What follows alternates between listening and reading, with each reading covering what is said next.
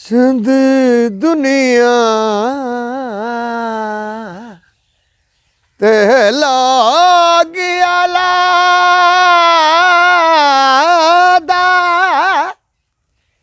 पई जम सी कुल भी खुदाई। Hello everyone out there, what's up? Today video is not about anatomy and physiology of heart and bones. Basically it's a travel vlog और आज हम लोग जा रहे हैं एक विलेज की तरफ, एक गांव की तरफ. So let's just discover कि वो गांव कैसा है, वो जगह कैसी है, वहाँ के लोग कैसे हैं, वहाँ का रहन सहन कैसा है. तो अभी हम लाहौर से निकलेंगे.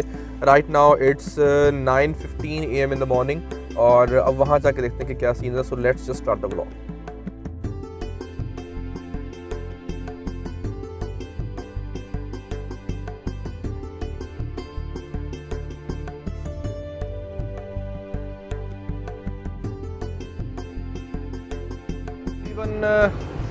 कोई 1 घंटे की ट्रैवलिंग के बाद हम लोग पहुँचे हैं ये कसूर वाली साइड पे. और यहाँ से अब एक जाना है, हमने एक और जगह जाना है. वहाँ पे एक अंकल है, उनको हमने पिक करना है और वो अंकल हमें लेके जाएंगे उस साइड पे जहाँ पे हमने जाना है. बेसिकली जो गांव, जो विलेज आज हम लोग विजिट करने वाले हैं. तो अभी हम कसूर रोड पे हैं. कसूर का गोल चक्कर है. यहाँ से हम लेफ़्ट जाएंगे और उन अंकल को पिक करेंगे और वो हमें वहाँ पर लेके जाएंगे. सो लेट्स जस्ट मूव.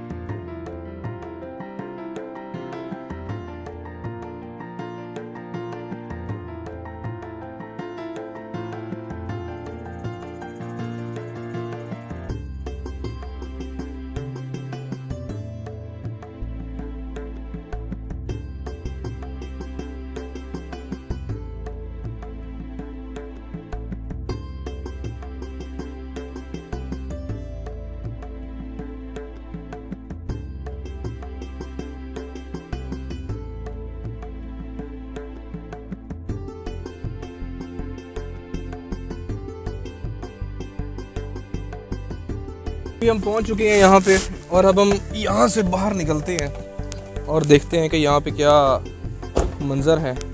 सो सबसे पहले तो ये दरख्त है एक बहुत बड़ा सा, जिसके नीचे हमने अपनी गाड़ी पार्क की है यहाँ पे. और अब आगे जाके देखते हैं कि क्या हिसाब किताब है यहाँ पे.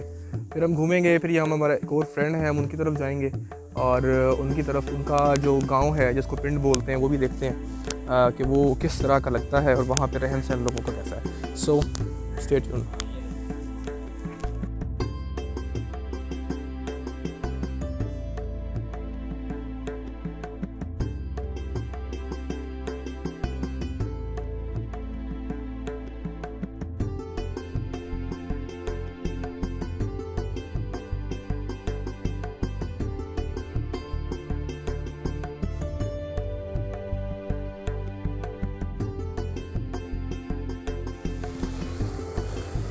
जी तो अभी हम लोग पहुंच चुके हैं यहाँ पे और ये कुछ खेत हैं मेरे पीछे, फसलें लगी हुई हैं. ये आलू की फसल है.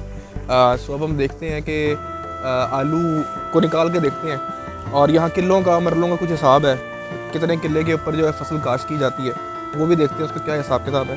सो अभी ये आलू की फसल है, इसको हम निकाल के देखते हैं कि आलू किस तरीके से पाया जाता है. तो आलू निकालते हुए किधर है सर? ये ओके. अरे वाह, किधर गया? ऑर्गेनिक पोटैटो, ज़बरदस्त है यार. अच्छा ये करते साथ ही, खींचते साथ ही मेरे ख्याल से टूट भी जाता है ना. अच्छा ये एक पौधे के अंदर कितने निकल रहे हैं? 4 निकल रहे हैं. अच्छा ये वाला मैं करता हूँ, इसको मैं करके देखता हूँ. थोड़े से हाथ गंदे कर ले. ओके. अच्छा वो जल्दी टूट जाता है. ये आ गया जी एक, दिस वन. एक छोटा सा बेबी पोटैटो है. अच्छा है यार.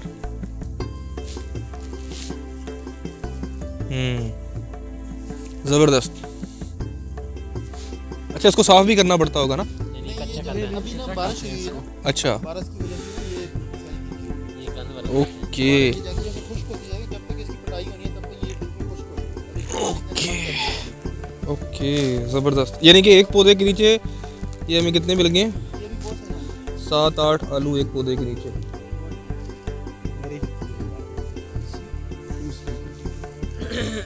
सर ये आप निकालते हल्के साथ है? अच्छा वो हाँ हाँ हाँ ट्रैक्टर के पीछे जो होती होगी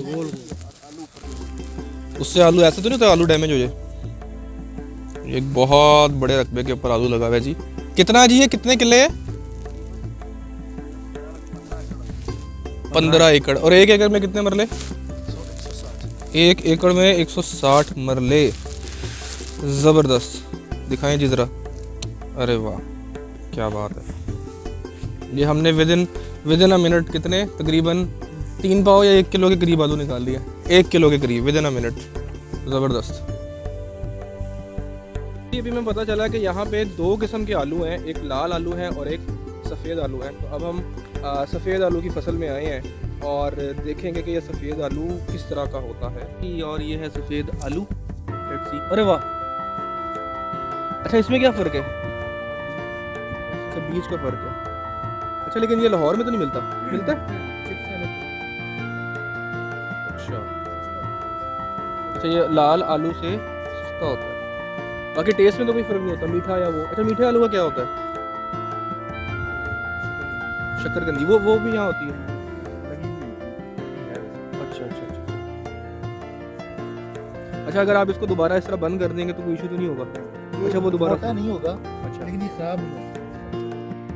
अच्छा इन एरियाज़ में आके ना अजीब सा एक सुकून सा महसूस होता है।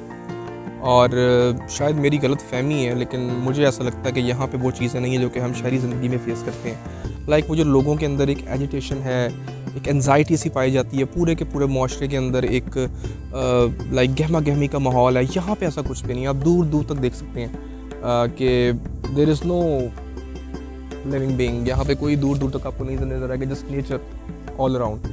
और I might be wrong but मुझे ऐसा नहीं लगता कि यहाँ के लोगों के अंदर वो अफरा तफरी का माहौल है या वो एक एंजाइटी, वो एक एंगर, वो एक एग्रेशन है जो कि हम शहरों में हम अक्सर देखने को हमें मिलता है। सो ये यहाँ की एक बेस्ट पार्ट है। And the air is as you can see clean और आसमान बिल्कुल साफ़ है। शहरों में इस तरह का आसमान देखने को नहीं मिलता। और जो धूप है एग्जैक्टली यहाँ पे पोल्यूशन नहीं है, यहाँ पे डस्ट नहीं है, तो माहौल जो है वो बहुत अच्छा है। और लोगों के अंदर ना एक वो प्योरिटी सी फील होती है, एक खालिसपन महसूस होता है। आर्टिफिशियलपन जो है वो महसूस नहीं होता, एक शो ऑफ महसूस नहीं होता। सो this is the biggest difference जो कि यहाँ पे आके हमें फ़ील होता है कि एक शहरी इलाके में और एक देहाती इलाके में वाकई में फ़र्क है। अभी क्योंकि मॉडर्नाइज होता जा रहा है ज़माना आहिस्ता आहिस्ता, तो ये चीज़ें देहात की तरफ, गाँव की तरफ भी आती जा रही हैं विद वेरी रैपिड स्पीड। लेकिन फिर भी यहाँ पे काफ़ी सारी चीज़ें जो हैं वो बहुत अच्छी हैं और बहुत बेहतर हैं as compare to our cities. अच्छा यार चुप करो यार, अब वीडियो बन रही है। तो अब हम लोग जा रहे हैं, कौन से वाले जगह जा रहे हैं? झंग अब्दुल्ला शाह हम लोग जा रहे हैं। वहाँ पे हमारे एक और फ्रेंड हैं, हम उनसे मिलेंगे और उनको पिक करेंगे। पिक करने के बाद दोबारा यहाँ पे आएंगे, पिक करने के बाद दोबारा यहाँ पे आएंगे और फिर खाना शाना खाएंगे और उसके बाद यहाँ से निकल जाएंगे towards Lahore, back to Lahore. So this is the way to Jhang Abdullah Shah. हम पहुँचे हैं जी यहाँ पे झंग अब्दुल्ला शाह। झंग अब्दुल्ला शाह की जो है वो बड़ी हिस्टोरिकल एक क्या कहना चाहिए कि बड़ी वैल्यू है। यार ये शीशा नहीं बंद किया, एक सेकंड में शीशा बंद किया। तो झंग अब्दुल्ला शाह की हिस्टोरिकल बहुत वैल्यू है। यहाँ पे जो अब्दुल्ला शाह साहब थे उनके बारे में बड़ी एक चीज़ मशहूर है, तो वो हम देखेंगे कि वो क्या चीज़ है। उनका यहाँ पे मज़ार भी है और मज़ार के बड़ी हिस्टोरिकल पर्सपेक्टिव है उसका। यार आसिफ इसको बंद तो करो यार।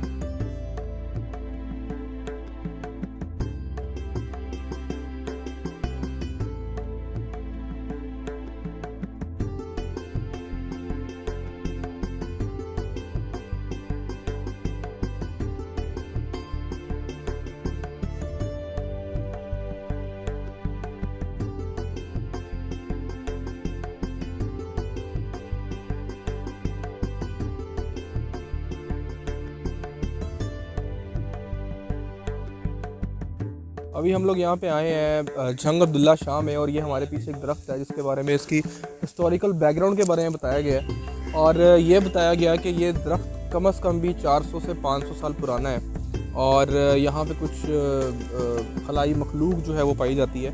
और उस हवाले से कहा जाता है कि यहाँ पे एक झूला, आपको वैसे आपको नज़र नहीं आ रहा होगा यहाँ पे झूला लगा हुआ, लेकिन एक झूला लगा हुआ था। और उस झूले के बारे में ये मशहूर है कि रात के टाइम पे वो झूला खुद ब खुद हिलना शुरू हो जाता था। तो वहाँ से यहाँ के जो मुकामी लोग हैं उन्होंने अखज़ किया कि इस दरख्त के ऊपर, ये किस चीज़ का दरख्त है? बोर्ड का? जी पीपल का दरख्त है। पीपल का, ये पीपल का दरख्त है। और पीपल का दरख्त है, और यहाँ पे और भी हमने देखी हैं, कभी रोशनियाँ होती हैं, लेकिन हम यहाँ पे रह रहे हैं अरसा दराज से, हमारे वालिद, हमारे दादा सारे रह रहे हैं, लेकिन जो है ना उनको या हमें आज तक कोई इशू नहीं हुआ। अभी भी हमारी खेती बाड़ी, सारा हमारा फार्म हाउस, हमारे जानवर अभी तक यहाँ पे हैं, तो हमें तभी अभी तक ऐसा कोई इशू नहीं है, हम तो यहाँ सुकून से रह रहे हैं, लेकिन हमने देखे ज़रूर हैं। यानी कि कहा जाता है कि यहाँ पे कुछ ऐसी चीज़ें पाई जाती हैं, तो ये एक चीज़ है। और इसके बारे में, ये जंग अब्दुल्ला शाह के बारे में, जो अब्दुल्ला शाह साहब है जिनके नाम पे ये इस इलाके का नाम पड़ा है, उनके बारे में भी बहुत हिस्ट्री वाली बातें जो है वो हमें सुनने को मिली हैं। तो उनके मज़ार पे भी हम लोग जाएंगे और वो भी देखेंगे कि वहाँ पे ऐसी क्या हिस्टोरिकल चीज़ें हैं जिसकी वजह से इस पूरे इलाके का नाम जो है वो उनके नाम पे पड़ गया। शाम हो चुकी है जी, हमने क्रिकेट खेली थी थोड़ी सी, तो उसकी वजह से काफ़ी ज़्यादा थकावट भी हो चुकी है। 4:30 बज चुके हैं। और इस जगह का नाम क्या था? दरबार है कोई, क्या था यार जगह? अब जंग अब्दुल्ला शाह जिनके नाम पे इस इलाके का नाम है, उनके मज़ार पे हम लोग आए हैं। और जिस तरह मैं आपको पहले बताया था कि यहाँ पे कुछ हिस्टोरिकल पर्सपेक्टिव है, हिस्टोरिकल बैकग्राउंड है। आप ये मेरे पीछे देख सकते हैं कि यहाँ पे कुछ दरख्त हैं, और इन दरख्तों के ऊपर ये वाइट और रेड कलर का मार्क किया गया। लेकिन अगर हम इस साइड पे आगे दूर तरफ देखें तो वहाँ पे इन दरख्तों के ऊपर कुछ भी नहीं है, और there are like hundreds of trees हैं, 100 के सैकड़ों के हिसाब से यहाँ पे दरख्त है जिनको इस तरीके से इन्होंने रंग किया हुआ है, पेंट किया हुआ है। तो ये पेंट क्यों किया हुआ है ये हम लोग जानेंगे, और ये भी देखेंगे कि इसकी क्या वैल्यू है, इसकी क्या वजह है, जो कि बताई जाती है कि बहुत बड़ी वजह है, और काफ़ी 100 साल पुराना ये मज़ार है। और जो यहाँ के मकीम है वो उसके बारे में क्या बातें बताते हैं, सो मैं आपके साथ शेयर करने वाला हूँ वो चीज़ें। So let's just go there.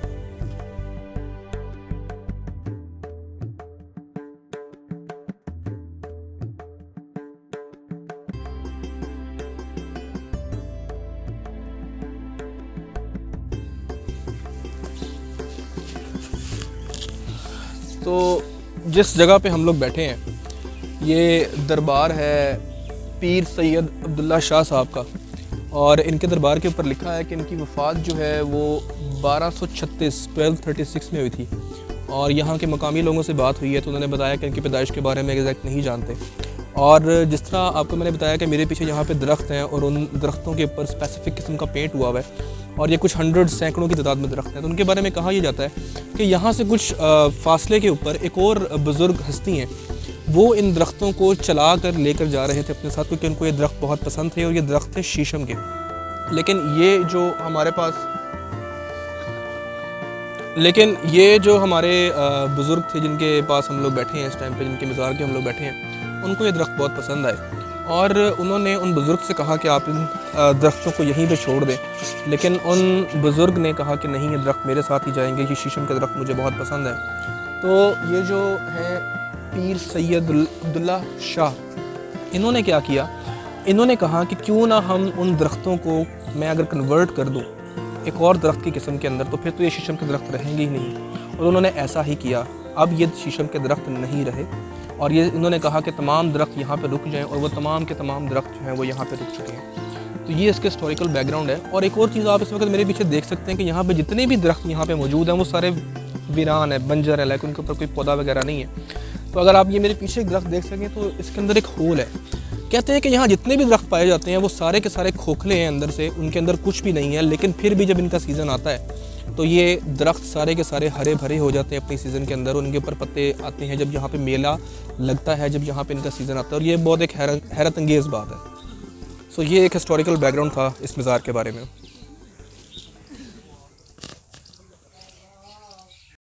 चंद दुनिया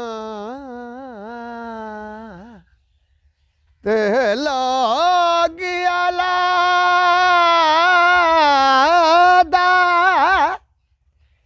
पई जमसी कुल भी खुदाई बीबी ज़ैनब जई ना कोई भैनी जमसी अब्बास जियाना भाई सांगरल भाई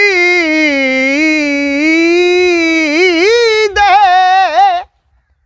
वंज शाम दी कैद निभाई बहावा कटवाया अब्बासन ने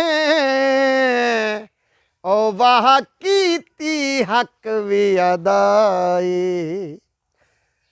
टाटा बजरी दा दर्शन रज की। अब हम लोग वापस आ चुके हैं अपने दोस्त की तरफ और बहुत ज़्यादा थकावट हो चुकी है, थक चुके हैं बहुत ज़्यादा। जब लाहौर से निकले थे तो उस वक्त भी गला ख़राब था, बुखार था और जिसम में टूट फूट हो रही थी। अब तो ज़्यादा फिरने के बाद मज़ीद हो चुकी है। अब यहाँ से हम लोग खाना खाएंगे शाम का। शाम तो वैसे ऑलरेडी हो चुकी है, तकरीबन कोई टाइम हुआ है 5 बज चुके हैं, अभी थोड़ी देर तक मगरिब हो जाएगी। उसके बाद फिर हम लोग निकलेंगे लाहौर के लिए और लाहौर जाके हमारी ये आज की जो जर्नी है वो एंड हो जाएगी। सो अब सुकून से यहाँ पे बैठना है, शायद कोई चाय शाय पी लें, तो ये भी बड़ा पुरसुकून और बड़ा अच्छा माहौल है यहाँ पे। सो आपको दिखाते हैं, ये जी पीछे खेत ही खेत हैं और यहाँ पे एक दरख्त है जिसको हम लोग कहते हैं कि बोड़ का दरख्त भी लोग बोलते हैं इसको, और ये काफ़ी पुराना है। ऑलमोस्ट ये भी कोई कहते हैं कि 15 से 20 साल पुराना ये दरख्त है। यहाँ पे जितने भी दरख्त पाए जा रहे हैं वो काफ़ी साल पुराने हैं। इवन कुछ दरख्त तो ऐसे भी जो 100 साल 1 सदी से भी ऊपर हैं।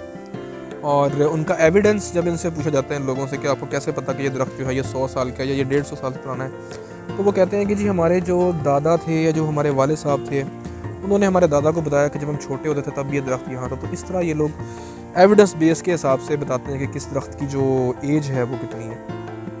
सो बहुत अच्छा लगा जी यहाँ आके।